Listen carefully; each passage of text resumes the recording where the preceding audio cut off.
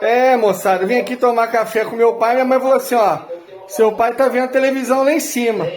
No meio da escada eu já reconheci as duas vozes, ó. Aqui. Aqui. O que você tá arrumando aí, pai?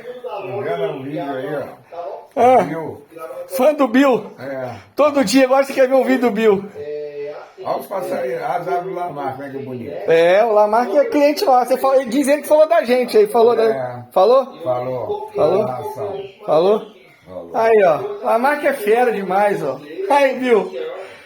Seu fã, ó, o Lamarck tá disputando com meu pai quem é mais fã, viu? Aí, ó. Só eu vou lá tomar meu café. Deixa ele vendo o Bill aí.